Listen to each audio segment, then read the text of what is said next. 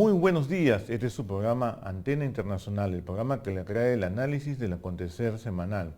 El día de hoy vamos a hablar del tema de lo que es el reto que está sufriendo Europa ante la ola de inmigración, específicamente del pueblo sirio y otros pueblos más de África del Norte, y para lo cual hemos invitado en esta oportunidad al señor Manuel Portillo. Él es director fundador de Al-Andalus, y con él vamos a hablar de este tema tan importante y tan actual para el mundo. Antes de comenzar nuestra entrevista, vayamos a nuestra acostumbrada sección, el personaje de la semana.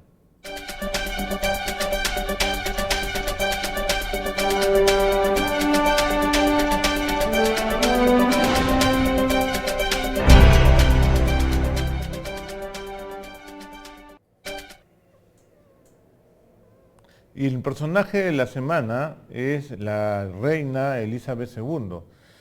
¿Por qué lo hemos elegido a ella? Justamente esta semana ella se ha consagrado como la reina que más ha estado en dicho cargo en Gran Bretaña. Con ella ha pasado una serie de modificaciones políticas dentro de la Gran Bretaña. Ya superó en tiempo a la reina Victoria dentro del cargo, y la participación justamente de la reina Elizabeth II ha llevado de la mano a Gran Bretaña a la modernidad. Ha cambiado su sistema político, se ha consolidado un sistema bipartidista, ya ha dejado de tener diversos atributos. Por ejemplo, la Carmen de los Lores tiende a la extinción a corto plazo, y vamos a decir que ha conducido de la mano a Gran Bretaña a convertirse en una nueva potencia mundial del siglo XXI. Por eso la hemos denominado en esta semana el personaje de la semana. Vayamos ahora a la cifra de la semana. Y la cifra de la semana es 381.412. Esta cifra revela la cantidad de refugiados que ha llegado al viejo continente, a Europa, solamente en este año, principalmente aquellos que huyen de la guerra, de las diversas guerras que existen en Medio Oriente, en la parte del Magreb, o de personas que simplemente buscan mejoras económicas en su vida particular. Todo esto hace que Europa esté planteando ahora cómo dividir esta nueva carga de nuevos inmigrantes que luchan justamente por ingresar y establecerse en Europa. La Unión Europea ha planteado un sistema de cuotas en el cual la mayor parte de inmigrantes iría a Alemania como a Francia, pero también deberían participar otros países que se mantienen muy reacios a recibir inmigrantes de estos países. Vamos a ver en las próximas semanas qué sucede, si es que realmente se va a llegar a un acuerdo definitivo para enfrentar esta ola migratoria. Dicho esto, vamos con el señor Martín Portillo. Muchas gracias por su presencia aquí en nuestro programa. A ver, señor Portillo, yo quisiera comenzar hablando sobre el tema a raíz de los inmigrantes sirios, acerca de el origen político de este asunto. Yo sé que usted es especialista tanto de la cultura islámica como de la cultura árabe, que no es lo mismo, ¿no? ¿Podemos decir que esta ola migratoria es hijo de la primavera árabe? En gran medida, la desestabilización política en los países árabes, llámese Túnez, Egipto, arrastra también a los países de Levante, como Siria. El gobierno de Bashar al-Assad va a ser contestado por grupos que exigen apertura política, mayor capacidad para la crítica también, y esto va a generar una guerra civil que no va a poder ser manejada por los aliados, ya sea de Bashar al-Assad, en este caso Rusia, como tampoco por las potencias occidentales, en este caso la OTAN y Estados Unidos. Esto va a desencadenar un debilitamiento y a su vez un fraccionamiento de los distintos grupos alzados contra Bashar al-Assad, puesto que ingresa Al-Qaeda en el contexto de guerra, y finalmente Al-Qaeda va a ser dejada de lado por un grupo mucho más radical que es el Estado Islámico, el famoso ISIS. Actualmente estos serían los tres actores principales o los tres frentes principales, y es eso lo que no permite una acción militar conjunta de las potencias ni un acuerdo en el Consejo de Seguridad de la ONU. Bashar al-Assad gobierna prácticamente o maneja un 40% del país y el resto del país está sitiado y está siendo bombardeado por fuerzas del gobierno, por fuerzas de los distintos grupos alzados contra el gobierno y también por el ISIS. Es esto lo que ha provocado un éxodo de 4 millones de sirios. Correcto. Ahora, la posición de Occidente ha sido ambigua. En un comienzo apoyando a los grupos que se oponían justamente al-Assad, a la familia de al-Assad en el poder. Pero cuando vio que el enemigo de mi enemigo, la verdad que era peor que mi enemigo directo, lo que ha hecho Estados Unidos y los países occidentales, Gran Bretaña, Francia, que brindaban apoyo a la oposición democrática siria, lo han detenido, porque sabían de que lo único que el ganador de la zona iba a ser un tercer actor como el Estado Islámico. ¿Así observas la situación política en Siria? Lamentablemente es eso lo que explica la suspensión de la ayuda militar, la no intervención directa, ¿no? Y a su vez el no escuchar las recomendaciones, por ejemplo, del caso de Rusia, de hacer un acuerdo entre Bashar al-Assad y las fuerzas opositoras no radicales para negociar un frente común contra el ISIS. La OTAN y Estados Unidos todavía no dan luz verde a esa propuesta y tampoco los grupos opuestos a Bashar al-Assad están dispuestos a organizarse y trabajar en común concierto. Ese es otro problema que tienen, porque la oposición a Bashar al-Assad no es una oposición consistente y coherente. Hay distintos grupos que entre sí tienen pugnas también.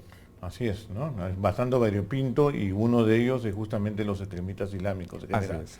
Ahora, yendo a este problema de la subsistencia del gobierno de al-Assad, ¿no? ¿Qué camino se podría darle, qué esperanzas al corto o mediano plazo podríamos darle a aquellos que justamente están tratando de salir del país huyendo de la guerra? ¿Observas tú que hay algún tipo de perspectiva para poder detener esta ola migratoria?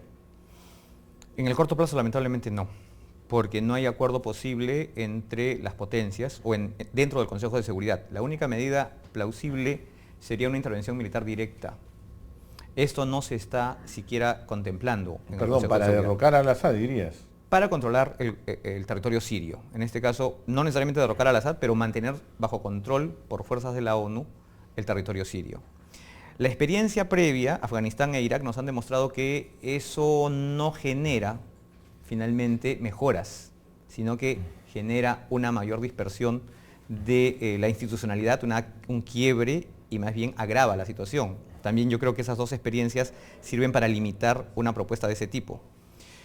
Sin embargo, quizás trabajar en conjunto contra el ISIS, es decir, desde el gobierno de Bashar al-Assad y desde la oposición a Bashar al-Assad, hacer un acuerdo como el que se hizo contra la invasión japonesa a China entre Mao y Chiang Kai-shek, ¿no? Probablemente eso sería lo más racional, lo más plausible. El problema está en el grado de violencia que ha habido entre ambos, no permite actualmente transar posiciones, ¿no? Y eso significaría quizás negociar una salida pacífica de al-Assad, lo cual no se contempla. En este contexto de casi guerra de todos contra todos, ¿no cree que uno de los problemas al corto o mediano plazo que va a enfrentar esta región va a ser un pueblo kurdo mucho más fortalecido que puede retar a ambos países, tanto a Irak como a Siria, y como al mismo Turquía en cierta manera, a pesar que pertenece a la OTAN,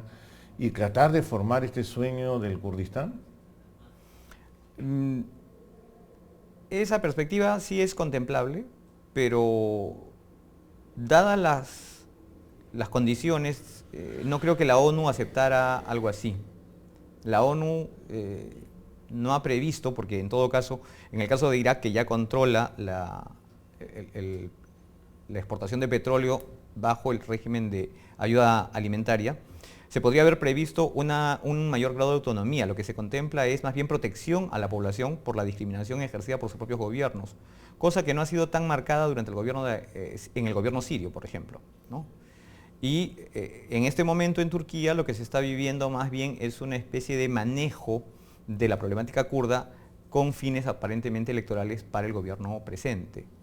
Entonces, una concentración de fuerzas entre las distintas posturas kurdas de los distintos países de la religión no creo que sea realmente una amenaza al corto plazo, al menos, o tampoco en el mediano. Ya, pero de hecho que se está fortaleciendo al momento que se necesita combatir al Estado Islámico en la región. Sí, eso viene a ser un problema en el largo plazo. Podría convertirse en un problema similar quizás al de los talibanes apoyados por Estados Unidos en Afganistán y Pakistán, que luego trajeron como consecuencia un gobierno totalmente radical. Ahora, ¿cómo combatir al Estado Islámico si es que realmente no se ha podido, aún estando en Irak, combatirlo en forma eficiente? Pensar en una invasión o un acuerdo con la familia al-Assad para combatir el Estado Islámico, no hay ningún tipo de garantías o rasgo que nos pueda decir que puede tener éxito. En tanto que en Irak ya hay muchos años, ya más de un año, luchando directamente entre las fuerzas occidentales y el Estado Islámico, y lo que se denomina la guerra aérea ha sido totalmente ineficiente para derrotarlos. Claro, en el caso de Irak también hay que contemplar que las Fuerzas Armadas iraquíes no tienen incentivos suficientes para combatir al Estado Islámico. Esta falta de lealtad al propio Estado establecido es lo que genera una incapacidad para controlar al ISIS. Sin embargo, por ejemplo, en el caso de los kurdos, la propia población ha sido capaz de organizarse y quizás desde allí, desde el apoyo a grupos, el problema es a qué grupos se pueden apoyar y en qué medida estos grupos inicialmente apoyados pueden volverse después en contra de los que los financian o los apoyan. Es así, ¿no? Ese es el gran problema en la zona. Ahora, yo quería preguntarle sobre este punto, y antes para pasar después al tema de los refugiados, ¿cómo explicar el origen y el desarrollo y el mantenimiento de una fuerza como el Estado Islámico, ¿no? O sea, ¿cómo usted lo interpreta que puede haber a estas alturas del siglo XXI un programa una alternativa política tan fundamentalista como es el Estado Islámico? Bueno,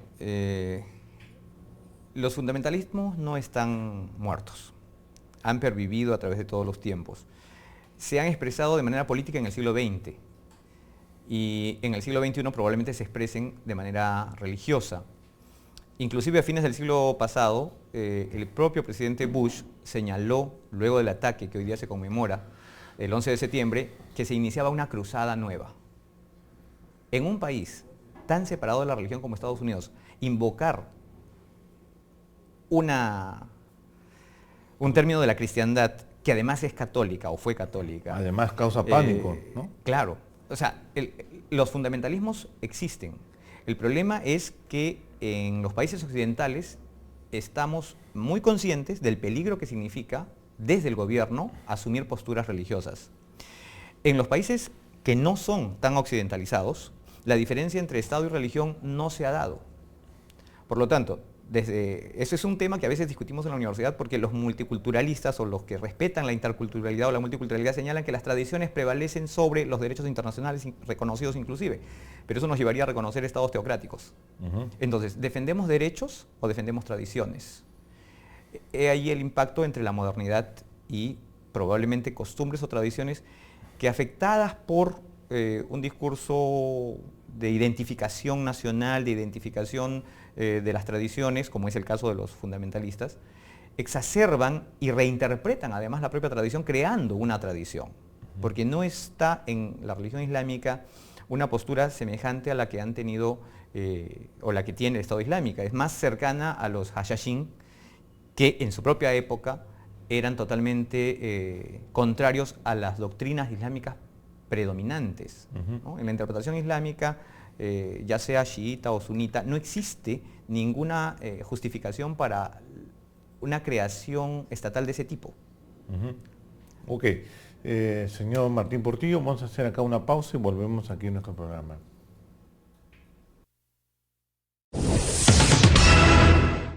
Hoy 12 de junio iniciamos nuestras transmisiones en vivo, con el corazón en la mano, ¿por qué no decirlo? Pero con el firme propósito de brindar información de primera mano, seria, responsable.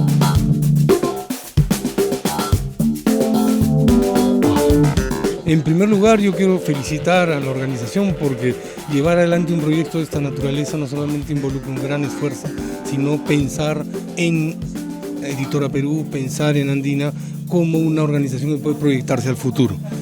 Además, me parece fundamental que nuestra organización se inserte en el uso de las nuevas tecnologías, en modernizar su propio discurso a través de una radio online que implica una forma distinta de estar presente en la vida nacional y en la vida de los ciudadanos, en la vida de los peruanos. Vamos a tener pues micronoticieros, vamos a tener programas de índole político, pero también programas dirigidos a la juventud, tendremos un programa de rock, un programa, no nos olvidamos también de lo nuestro, vamos a tener un programa de música criolla y así una parrilla interesante que va a ir creciendo poco a poco para poder lograr ampliar un poco el público al que llega Andina actualmente. Conéctese con Radio Andina Online.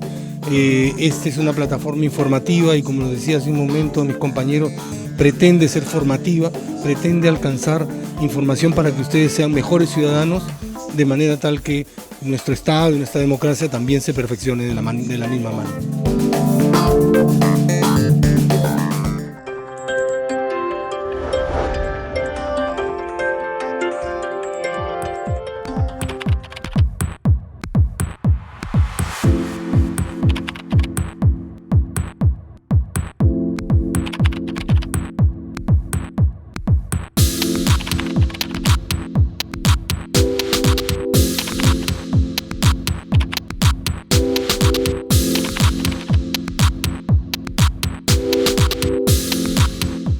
Continuamos con nuestro programa Antena Internacional. El día de hoy estamos con el señor Martín Portillo.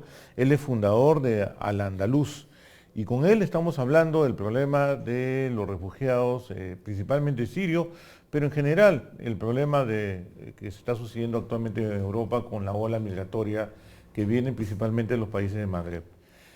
Señor Portillo, usted habrá escuchado mucho y habrá analizado mucho a Samuel Huntington. Desde el año 92, de sus artículos acerca del choque de civilizaciones, hay una preocupación constante en Europa acerca de lo que podría significar el establecimiento de una nación dentro de un estado, de los diversos estados en Europa. ¿Cree que hay fundamentos para que Europa tema lo que es la migración de estos países? Dada la magnitud, demográficamente hablando, de la población migrante o que solicita refugio, asilo humanitario, el porcentaje es inferior al 2% de la población total europea. Por lo tanto, ni culturalmente sería una amenaza, ni económicamente el hecho de recibir beneficios del Estado cuando estos pasen a producir dentro de los distintos países de Europa, significaría tampoco una reducción para la población europea, sino más bien podría alimentar un poco la reactivación económica, dado el crónico envejecimiento de la población europea, algo en lo cual la canciller Merkel ha considerado necesario, ¿no?, como uno de los criterios para aceptar refugiados en mayor medida a lo establecido ya por las leyes europeas. No creo que haya un peligro real. El peligro estaría en que en esta crisis de refugiados se infiltraran agentes terroristas. Ese es el peligro principal. Bueno, Estados Unidos ya lo ha vivido. Hoy es 11 de septiembre y justamente recuerda lo que sucedió con aquellos inmigrantes que ingresaron a Estados Unidos y estuvieron, digamos, invernando por mucho tiempo antes de actuar dentro de Estados Unidos. Ahora, la preocupación que tienen los países europeos es la capacidad de adaptación a las nuevas culturas. ¿Hasta qué punto se puede decir que las culturas islámicas de estos países que tienen una religión diferente se pueden adaptar al Estado francés, al Estado alemán, al Estado español en general? ¿Hasta qué punto podemos decir que existe el derecho individual de tener que expresar su propia cultura y hasta qué punto el Estado debe tolerar ello? Bueno, yo creo que eso podríamos trasladarlo al ámbito nacional. Lima, Plaza B a unas cuadras. ¿Qué pasaría si una señora de 50 o 60 años o 70 años de una población amazónica se presentara en Plaza B a comprar sin brasier, solamente con unos lindos collares de semillas y una linda faja de multicolor? ¿Cuál sería nuestra reacción frente a eso? ¿Hasta qué punto estamos dispuestos a tolerar a los diferentes? Y pensamos de una manera muy provinciana, muy xenófoba, muy quizás etnocéntrica en realidad, que lo que nosotros somos o cómo somos es lo que debe ser la norma. Europa, o en general los europeos, han dado muestras a través de los últimos 300 años de una gran apertura. Pueden haber conquistado el mundo prácticamente, sin embargo, ha sido en Europa en donde ha surgido justamente las voces principales para hablar de la tolerancia, la diversidad y la aceptación. Es por eso mismo que los refugiados migran hacia Europa. Esto se ha traducido en unos altos índices de apoyo a los asilados, a los refugiados, ya sea por persecución religiosa, política, etc. El tema, creo yo, es ¿qué sociedad sería la menos conflictiva para la población que migra? En este caso, desde el Centro Cultural Al-Ándalus, nosotros hemos señalado desde la semana pasada y estamos tratando de convocar a un grupo de especialistas para ver en qué medida Perú podría, por ejemplo, absorber inmigrantes. Porque América Latina es un territorio constituido por inmigrantes. Si nos trasladamos 40.000 años atrás, desde Mongolia por Siberia vienen los primeros inmigrantes. En América no surge el hombre. Este territorio, además, ha sido capaz de acoger, en el caso de Hispanoamérica, estoy hablando no de Norteamérica, asumir distintas razas. Los culíes chinos, los japoneses, llegan en una situación calamitosa. Y sin embargo, hoy en día no vemos a ningún chino vendiendo caramelos en un micro. Tampoco ningún italiano o francés.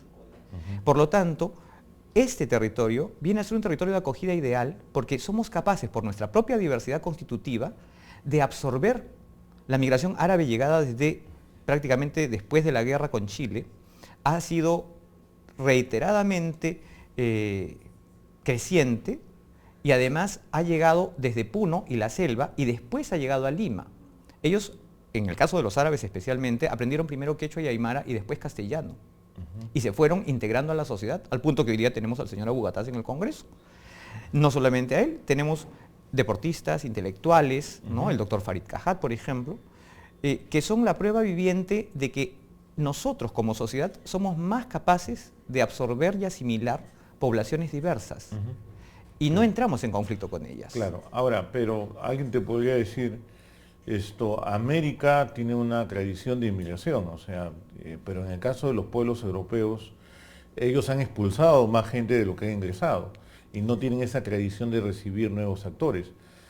Alguien más te puede decir que el problema es poder caer en ese relativismo cultural en el cual todo se puede tolerar. Y algunos podrían decir, pues, bueno, vamos a tolerar algunas costumbres de algunos pueblos islámicos donde se practican actos como la extirpación de clítoris, por ejemplo, en la mujer, porque no tiene derecho al placer sexual, porque justamente es su creencia y así se criaron y es su tradición. Entonces, ¿cuál es el punto donde se pueda diferenciar entre lo que es tolerancia y lo que es el relativismo totalmente absoluto? Así es, eso es un tema muy importante.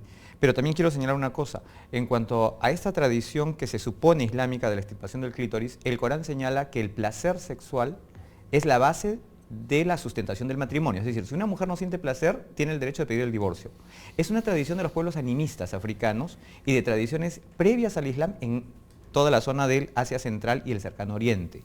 En los reductos, digamos, más atrasados de algunos países islámicos, esta práctica pervive, incluso entre cristianos coptos en Egipto. Es decir, no es una práctica religiosa islámica, es una práctica anterior al Islam, que ha pervivido.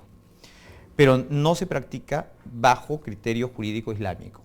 Al contrario, está sancionada en muchos países.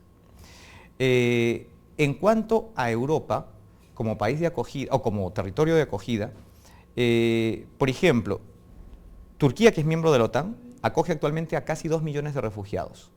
Son más cercanos culturalmente. Por lengua no, pero por tradición sí. ¿El problema cuál es? Los incentivos que ha creado Europa a través de los últimos 50 años, post Segunda Guerra Mundial, sobre los derechos de los refugiados, por ejemplo, contemplados en la Convención Internacional de 1951, y que establecen que cualquier persona cuya vida está en peligro, si fuera retornada, no puede ser retornada y debe ser acogida. Este derecho internacional reconocido y siempre reclamado por Europa, hoy en día en Europa está en crisis, porque no se está cumpliendo. Por lo tanto, los refugiados actualmente tienen, digamos, unas expectativas creadas. Alemania, Suecia, Inglaterra, Francia son los países que mayormente estos asilados desean llegar por el grado de beneficios sociales que reciben. En el caso de América Latina hay un caso bastante interesante. Esta semana, el día lunes, 5 familias uruguayas aceptadas por el presidente Mujica el año pasado, en el mes de octubre, están pidiendo su retorno. ¿A dónde? A los campamentos de refugiados del Líbano, señalando que ellos vivían mejor en un campamento de refugiados que en Uruguay. Claro, pero ahí es obvio que está buscando tal vez llegar a otro país occidental. Así es, ¿no? Desde el Líbano pueden hacer el viaje hacia Europa Occidental. Sí. El asunto es cómo manejar esta crisis de refugiados de tal forma que se pueda solucionar la situación crítica en la que se encuentran sin crear necesariamente una animadversión en la población de acogida. En Alemania, ya desde antes de esta crisis, ha habido ataques a viviendas de refugiados, a edificios en donde se alojan refugiados. Sin embargo, estas son cuestiones minúsculas, Sí, digamos, ¿no? Claro. Señor Portillo, tenemos que ya terminar, pero yo quisiera darle una última pregunta, una respuesta bastante corta. ¿Hubiera sido posible el cambio de humor de Europa con respecto a los inmigrantes sin el tratamiento mediático que tuvo esta foto del niño Aylan Kurdi? No, definitivamente no. Porque ya son 4 millones en los últimos 4 años que han emigrado de Siria. Y recién ahora los gobiernos han reaccionado, no tanto por la fotografía, sino por el sentimiento de indignación entre la población europea ante la inacción de sus propios gobiernos. Entonces, y es más, eso también está replicando ahora en los países del Golfo Pérsico, porque ningún país del Golfo Pérsico, ni Arabia Saudita, que están entre los países más ricos del planeta, ha aceptado un inmigrante humanitario. Entonces los criterios económicos están primando por encima de los derechos básicos. Y yo creo que allí los más responsables serían los vecinos directos, puesto que comparten cultura, ¿no? Pero hay que reconocer que todo esto es parte del trabajo de la diplomacia. Yo creo que nosotros desde el Perú podríamos dirigir una cruzada diplomática a favor de los refugiados, no necesariamente para recibirlos quizás en una medida muy pequeña, pero sí para generar una salida mucho más factible a la población que está más de 1 millón en el Líbano y 2 millones en Turquía. Jordania supera el medio millón y los países del norte de África son solamente países de acogida para trasladarse hacia Europa.